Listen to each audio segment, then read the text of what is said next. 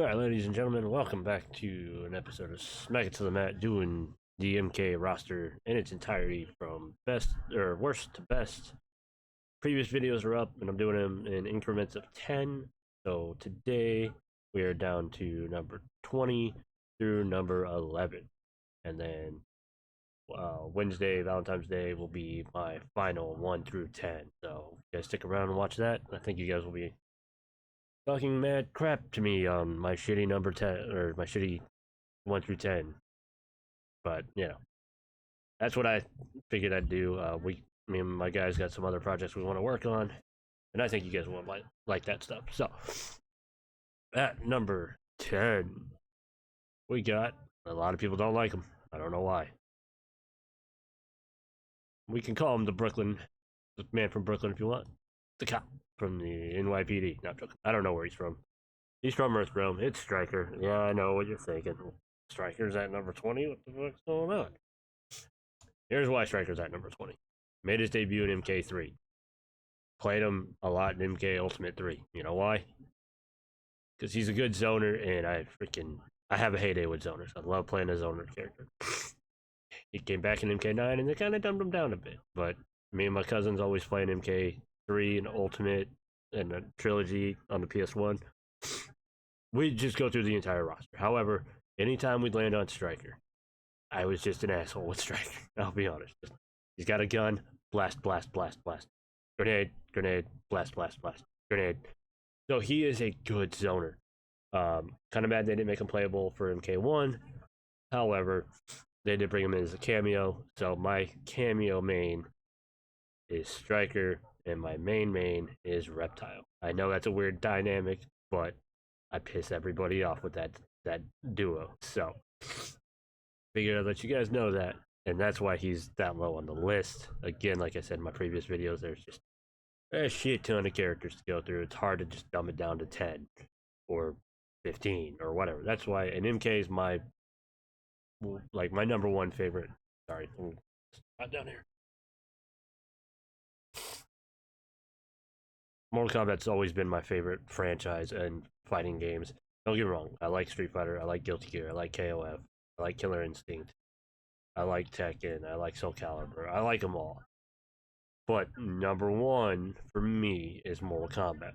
And granted, it's broken and janky, all that good stuff. That's what I like about it. And I like the gore. I love the gore. It's good shit. So, now, at number 18, which I think is one of the final females on this list. Yeah, so my next three are all females, just throwing that out there now. I know I don't have a female in my top 10, which if I do just strictly top 10, there will be at least one, maybe two females. But she is the first female in the Mortal Kombat franchise playable, and the first female in the Mortal Kombat movie. That is the green and white Sonya Blade, the blonde bombshell, if you will. Now, Sonya and MK, the first Mortal Kombat game, was hard to figure out. Moveset wise, all that. She was pretty hard to figure out. Once you figured her out, though, it was kind of a force to be reckoned. I remember in elementary school, me and my buddies were talking about MK because we all loved it, we all had it, or at least I had it, and they all kind of run it or knew somebody who had it, so we were always talking about the MK characters, and we talked about Sonya a few times, and just talking about how her moveset was kind of weird and wild, and we loved her handstand, which I wish they would have turned the handstand into like a pop-up move later down the line. They did not. But she is where she is on my list because I didn't play her. Like I said, her moveset's kind of jank, and I didn't use her. Later down the line, they kind of just dropped the ball with Sonya. They brought in Cassie, and let's get Ronda Rousey to voice her in MK11, which was just stupid in my opinion, and didn't bring what's the word I'm looking for? It's the same thing with the Miles Morales in the Spider-Man PlayStation universe. There's no depth to the character. Ronda Rousey didn't bring depth to the Sonya character, just like Megan Fox didn't bring any depth to Nintara. in my opinion, but they needed a name to make them the game more suitable for these characters. Whatever. However, I'm just ranting now. But Sonya, and for the time, I thought Sonya was actually, as a kid, I'm like, wow, Sonya actually looks pretty damn good. That was until Mortal Kombat 2, which we'll go to right now. So, next on the list at number 18. Um, Now, she would be higher, but she wasn't the first one I fell in love with. First female I fell in love with in Mortal Kombat. I'll get to it. This was the second one I fell in love with, and that is Jade. 3 reasons why. Number one, her outfit is green. Green's my favorite color. There you have it. Number two, she has a bow staff. Bow staff is one of my favorite weapons. And number three, she actually played pretty well in Mortal Kombat 2, and she looked good, in my opinion. Yeah, I'm sexualizing it, whatever, I don't care. At the time of Mortal Kombat 2 in the late 90s, that was deemed what me and my friends would call hot. We found her and Melina and Katana, we found them hot. Sorry, we were kids, we had freaking 8-bit, 16-bit, that's what we thought was hot. Look at Tomb Raider on the PlayStation 1, square boobs and square ass. We found that attractive too. I mean, we were kids. So, but I found Jade. I thought they did really good with her in MK9. Kind of fell off the wagon with her later down the road. MK10, and then yeah, just. Shaolin Monks, I thought did a good job with her. My next one though is gonna be my final female character throughout the last little bit of my roster. Little power flickering going on. Bill's not new, so I'm not worried. But next up is Princess Kitana. Made her first debut in Mortal Kombat the movie, other than Mortal Kombat 2. So, reasons Kitana is my number one female character right now. She's a really good playable character. She's got the range. Her fatalities are pretty fucking cool. She looks hot. I'm just gonna say it. I don't care. She looks good. The actress who played her in both Mortal Kombat movies, I think, was the same actress. So she was hot. Yeah. And yeah, that's why I liked her. However, it took me a while to get used to her playstyle. So there's that. But for the most part, I did enjoy playing as Katana. Don't get me wrong, I love Jade. Just love Katana just a tad bit more. So, there's that. Now, next up, a lot of people are going to get mad at me. It's another one of the ninjas, and that is Smoke. Now, if you've watched anything Mortal Kombat related, or if you've seen anything Mortal Kombat related, you would know that Smoke didn't start off as a ninja. He was a cybernetic guy from all the way back in MK3. Now, why is he a ninja? Well, in MK9, when they redid the story was a Lin Kuei. We're gonna go create cybernetic soldiers, basically. I forgot who was behind it. I think it was Grandmaster was behind it before Kuai Lang intercepted that and was like, no, we're not doing that. Because it was just corruption, basically. But that's how Smoke originally became cybernetic, was they did that in MK3, and then they're like, well, you know what, let's change that a bit and make him a ninja who's buddies with Kuai Lang. And then the dynamic there, because Bi-Han is dead, Kuai Lang left the Lin Kuei because he didn't like the cybernetic protocol. That's when they brought in Sector and Cyrax to turn into cybers and then go to get Kuai Lang and Smoke. And yeah, it was a good story. So, you know, just take it for what you will. So, Smoke was a good playable. He's a teleport type. A lot of people use him in MK1. He's a freaking teleport type, so he's annoying as hell. I played him a few times. I couldn't figure him out. Maybe when I get MK1 on Steam, I'll probably play it more, or I just get my Elgato working again for my PS5, and I could throw down on that, stream it for you guys. Well, hell, I could just stream it through the PlayStation, but it's neither here nor there. So yeah, that's why Smoke is where he is. Next up, also debuted in MK3 as my dad's favorite character in MK3. One of mine too for a while, and then I started messing around with everybody else and had a way better time. That would be Noob Saibot. Yeah, you're thinking, okay, Noob Saibot.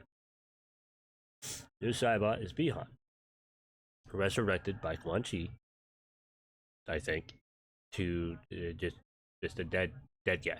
That's all he is. He's just a zombie guy. Now, a lot of people love Noob Saibot because of the mystique, whatever. They just love Noob Saibot. He played really good in MK11. MK9, I thought they did good.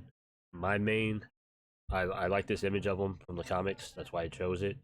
I need to find those comics though, because I think those would be great reads.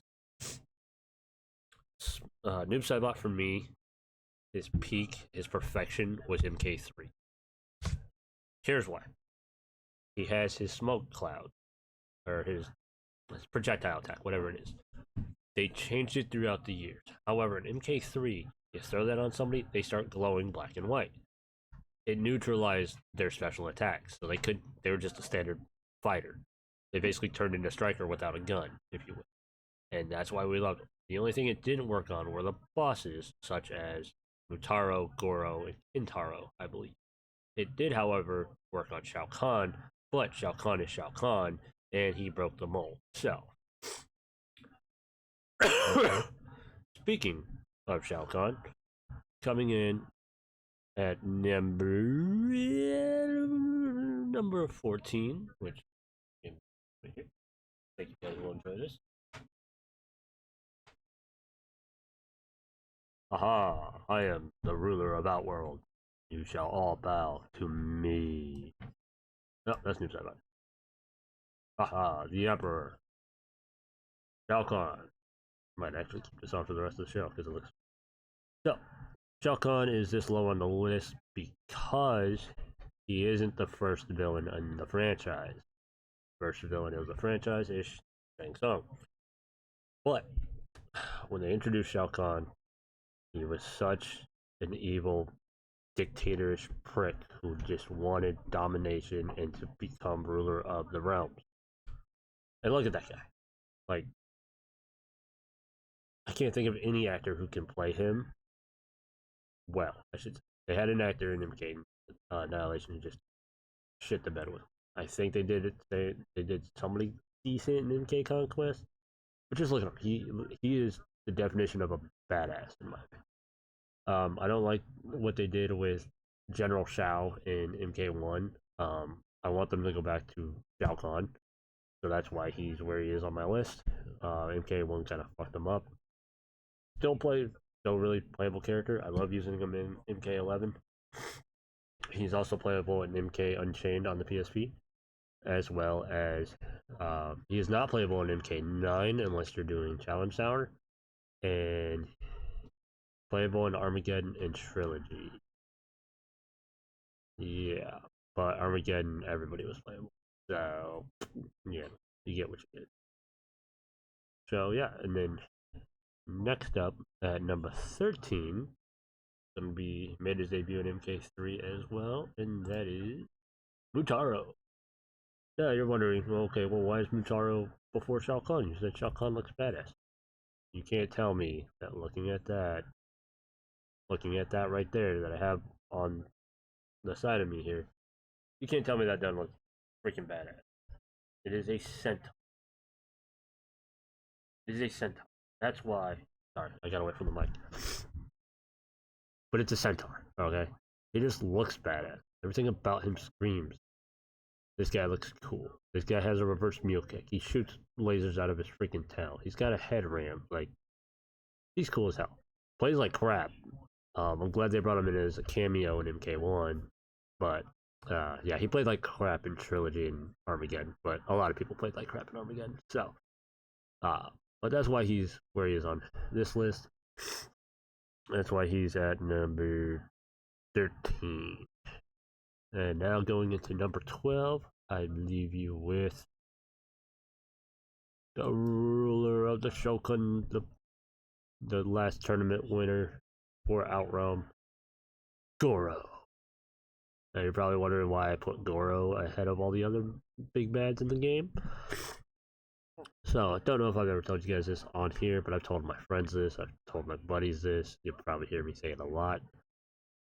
This man right here is the reason I love Mortal Kombat. When we were little, when me and my sisters were little, so my parents bowled on a bowling league on Sunday nights. This was in the 90s, so bear with us. We didn't have babysitters on Sunday nights, so we'd go up there with them. When we walk into the bowling alley one time, they always have arcade cabinets that we could play. We walked in one night and we're just walking to our lane, and I just glance over and I see this big forearm guy on the screen, and it's got words, and I'm reading it, and I just see him, and I'm like, oh, that looks cool. And the next thing I know, it shows the playthrough.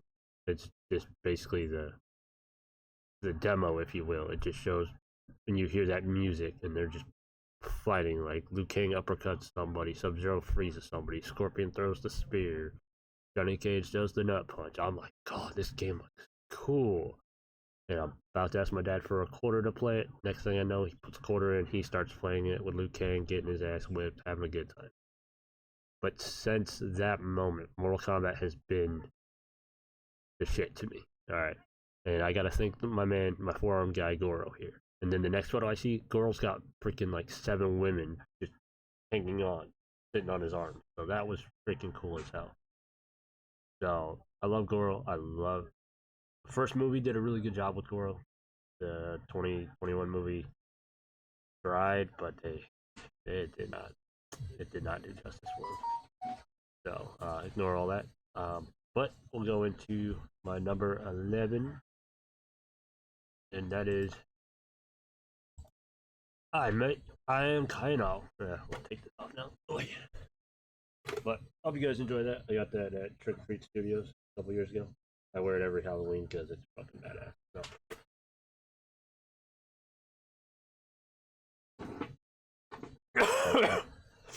But anyways, like I said, Kano is my number 11. Playable in MK1, kidnapped in MK2, comes back for MK3 and Trilogy. Might have been playable in 4. I don't know. I didn't really play much of 4. Came back in was that Deadly Alliance? I think he's playable. Anyways, the Ozzy, Kano is just a freaking. He's a dumbass. In all honesty, he's just a dumbass. You know, he's an arms dealer. He wants money, and he's gonna stop at nothing to get money. The guy who played him in the first Mortal Kombat, really, really awesome job. The guy who played him in Mortal Kombat 2021. Honestly, my wife and my buddy, they said the reason they loved that movie was because of him. He made that movie. Like, he's just a cocky, arrogant a-hole who just kept talking shit. And that's what we like about Kano. Now then, here's the thing with Kano that pisses me off. They killed him in the 2020 movie. Then, when they're casting MK2, they cast somebody who I think could be a really good Kano. That's Johnny Cage. And that, my friends, is Carl Urban. If you watch Carl Urban and the Boys on Amazon, Billy the Butcher, he's got the accent for an Australian Kano. He just makes it work. So. And I love Kano's eye laser, his knives, all that good shit. So. But with that in mind, there's my 11 through 20. Enjoy. And I'll catch you guys next time.